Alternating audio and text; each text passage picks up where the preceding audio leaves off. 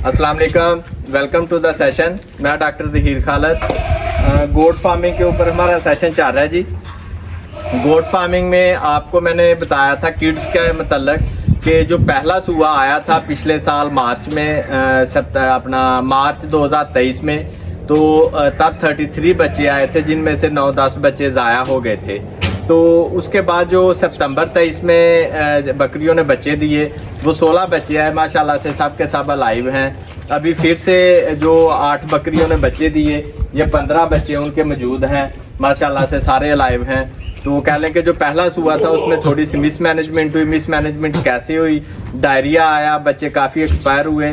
क्यों डायरिया आया, क्यों नहीं रुक सका, फिर कैसे रुका, मैं सारा आज के व्लॉग में बताऊंगा। प्लस मैं बताऊंगा कि उसके बाद हम बच्चों को कैसे रियर करते हैं। जो बकरी के बच्चे हैं उनको हम इतना अच्छा उनसे ग्रोथ कैसे लेते हैं, हमारा फीडिंग का मैनेजमेंट का तरीका क्या है।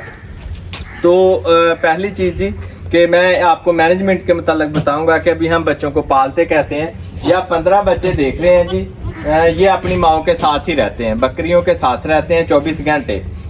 जब बकरियां बच्चे देती हैं उनके साथ रहते हैं, ये खुला दूध पीते हैं, उनका सारा दूध, हम बकरियों का दूध नहीं निकालते, सारा दूध बच्चे ही पीते हैं।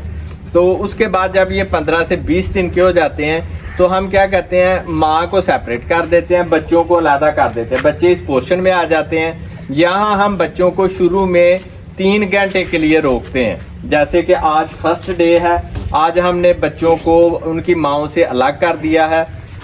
हम क्या कर रहे हैं कि आज हमने शेड्यूल बनाया 12 से लेके दोपहर 12 से लेके 3 बजे तक 3 घंटे बच्चों को हमने इसी हिस्से में रखना है। इसके बाद बच्चों को हमने वापस बकरियों के साथ छोड़ देना है। कल 12 बजे तक फिर ये बकरियों के साथ रहेंगे, कल फिर ये 3 घंटे के लिए इस हिस्से में आएंगे। एक हफ्ता ये 3 घंटे के लिए अपनी माँ से अलग रहेंगे, फिर हर हफ्ते हम 1 घंटा टाइम बढ़ाते जाएंगे।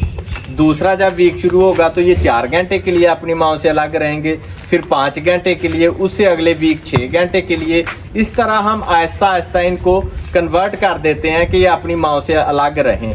अब माँ से अलग रखने का मकसद, एक स्पेसिफिक एक ख़ास टाइम के लिए माँ से अलग रखने का मकसद क्या है? मकसद है जी ये फीडिंग। हम इनको इस फीड का आदी बनाना चाहते हैं। अगर ये अपनी माँ के साथ रहेंगे तो ये इस फीड का कभी भी आदी नहीं बनेंगे। आप देख सकते हैं कि आज हम पहले दिन हमने इनको अलग किया है तो ये थोड़ा थोड़ा हे को भी स्मेल कर रहे हैं। 2-4 बच्चे हैं जो वंडा भी खा रहे हैं। इनको हमने 1 पाव काफ स्टार्टर वंडा जो है वो डाल दिया।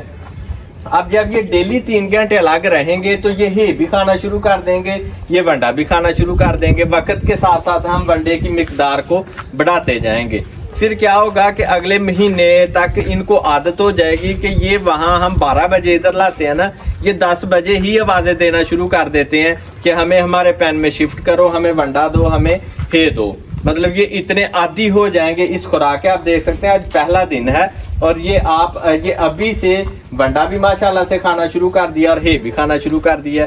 तो माओ अगर ये माँ के साथ रहेंगे तो फिर ये इस चीज़ पे इतनी जल्दी इस चीज़ को अडॉप्ट नहीं करते। तो ये हमारा तरीका है जी कि हम बच्चे को ज़िंदगी के पहले जो 3 महीने हैं हम उनको इसी तरह से पालते हैं, माँ से अलग करके। खुश्क हे है लूसन का, प्लस काफ स्टार्टर वंडा है, प्लस ये ताज़ा पानी है जो हम इनको देते हैं, और प्लस माओ का दूध है जो इन्होंने पीना है।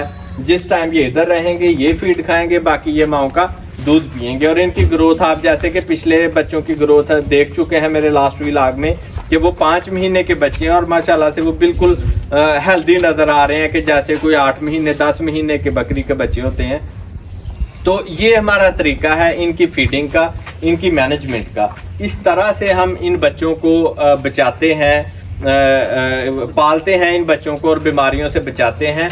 अगर कभी इस फीड पे वंडे के ऊपर या हे से तो खैर नहीं, कभी ऐसा होता है कि कुछ बच्चे ना वंडे ज़्यादा खा लेते हैं, उनको वंडे की वजह से थोड़ा सा डाइजेशन का इशू आता है, उनका मैदा जो है वो अपसेट होता है। तो उसके लिए हम प्रोबायोटिक्स, कुछ ऐसे पाउडर हैं जिसमें बैक्टीरिया और यीस्ट वगैरह होती है, हम वो पाउडर इनको थोड़ा थोड़ा देते हैं और ये उसी से रिकवर कर जाते हैं। एंटीबायोटिक्स की हमें ज़रूरत ही नहीं पड़ती। तो ये तरीका है जी यहाँ बच्चों को पालने का, और इस तरीके से माशाल्लाह से हम आउटस्टैंडिंग ग्रोथ ले रहे हैं। जो डेथ रेट है वो ऑलमोस्ट 0 है, और बच्चों में बीमारियों के जो मसले मसाइल हैं वो भी ऑलमोस्ट ज़ीरो हैं। प्लस हम इनको पहली वैक्सीन जो है जब ये 1 महीने के हो जाते हैं इनको पहली वैक्सीन लगा दी जाती है, उसके बाद फिर इनकी वैक्सीन जो रूटीन की हैं वो शुरू हो जाती हैं।